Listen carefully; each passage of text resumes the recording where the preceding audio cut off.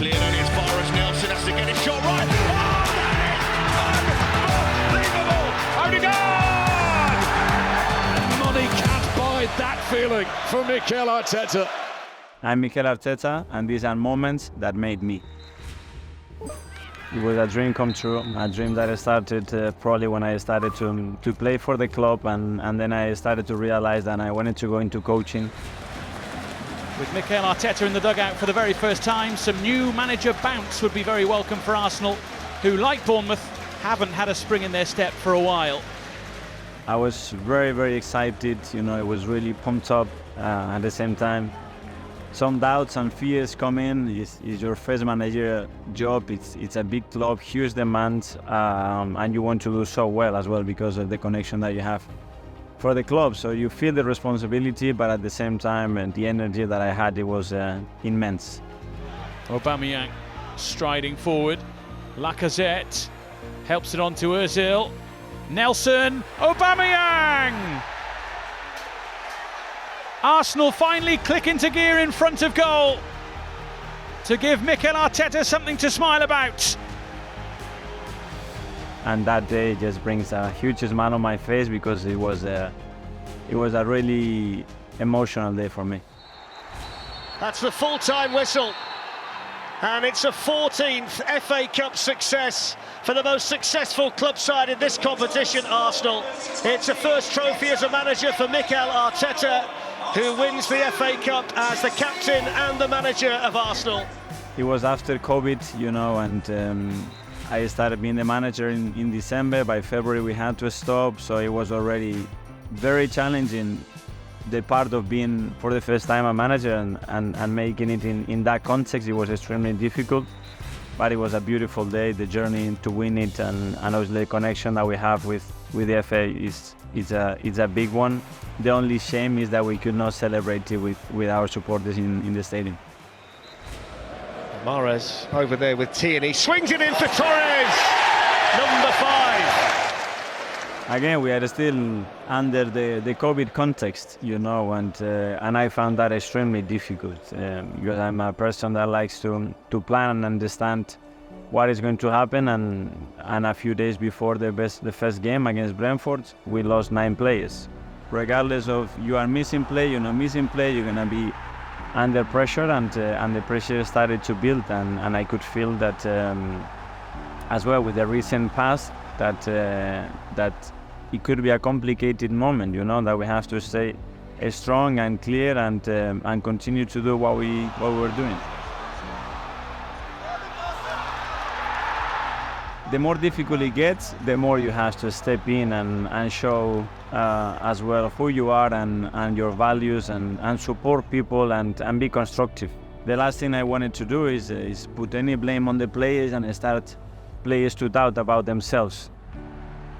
And what I wanted to do is create a really positive atmosphere around them, that they could feel that they could fail, but they have to try and try and try again. The week before Norwich, it was probably the most amazing week that I had as an Arsenal manager because of what I saw from the people when the moment is difficult. And normally people want to turn their faces and go somewhere else, and I had everybody next to each other, really fighting and really motivated to overcome the situation, and that's what happened. That's life. It's a journey, and a journey doesn't get from here to there. And when you are here together, it's not a line, and you're gonna have difficult moments. You have to be prepared for that. You have to plan for that, and you have to acknowledge that that's part of getting better, And it was a huge step from where we were, and then we end up with the feeling that we didn't reach it, but that was necessary for the team as well. That was an incredible season, and some big learnings as well about the capacity that the team has, but especially about the capacity that a club and its people have to transform atmosphere, to transform energy and generate belief that can change the result and can change the performance of a team.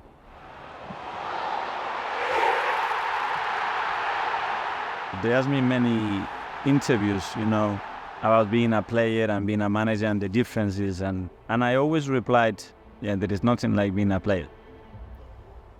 But I'm not sure now, because when you live moments like that, when you see the team play the way you advise that, when you see people happy, when you see people connected, when you see that we have transformed a football club and the environment, probably that's more powerful. And I had incredible moments when I felt that. And it's not a title, and we won a few titles, but it's not a title. Probably that's bigger than when you are a player. In goes the corner, cleared only as far as Nelson has to get his shot right. Oh, that is unbelievable!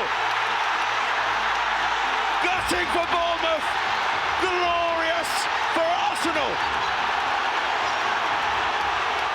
It was happiness, it was relief, it was joy, and at the end is what you see there, you know, that how much we want to win, and that's something that has changed a lot, you know, that purpose and that thrive to continue and to don't give up and try again and be ruthless when you have to be to win, and everybody really cared, and everybody was important. In this case it was Reece.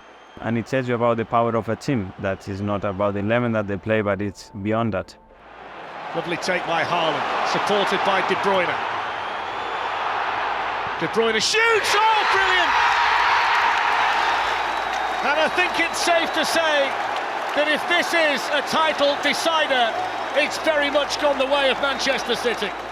It took me a while, you know, because I really wanted to win the Premier League, and I think we became really close. There are some learnings as well. I think the biggest one is when it gets to March, April, you need the 24 hours on it, available, fit and focus, you know. And we didn't have all those 4 things because we missed certain things, certain key things, not to do that. But at the end you have to judge what you have done, and with the amount of points and games that we won, any other season maybe you can win the league, you know. And in a sport that's the difference. You can do something very, very well, but there is someone else that does it a little bit better, then you fail, you know. And then you have to shake hands and say, I'm sorry, they've done it and they got more points at the end, and you have to take it. We build the right culture, we bring in players that we believe are the right ones, for the way we see the club right now, the way we want to play, and I'm really happy with the squad that we have.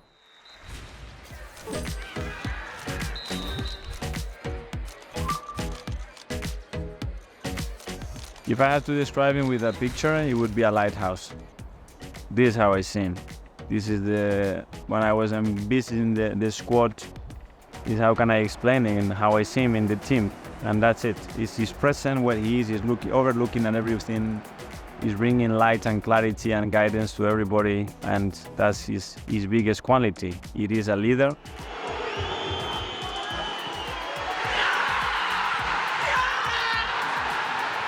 He's still very young and a lot to learn, but he's got the right foundations to become an incredible player for us.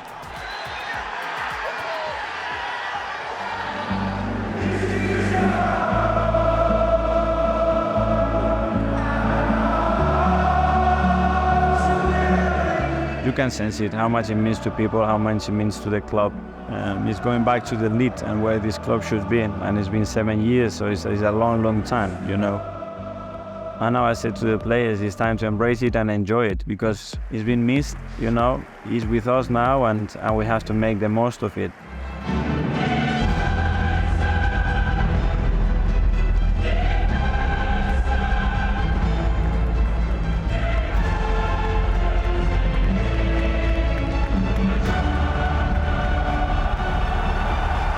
I'm really proud about the way the club and the team has approached the competition. Space aplenty on the edge of the box. Odegaard! The golden vision of Arsenal's future.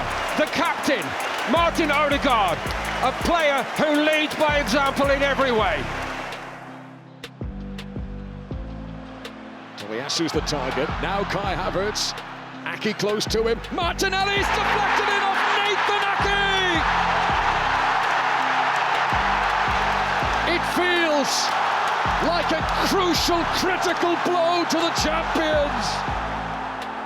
because we've been really close, and the last year as well we were really close, especially at home, and we didn't. Then we beat them in the Community Shield to lift the trophy, and that was a big boost, and that helped for this one as well, you know. And yeah, when you are competing at that level against the best team in the world, you need to be so good to be able to beat them, you know. And that day we did a lot of things incredibly well, and when we had 1 or 2 moments, we took them, and it was a special day for us.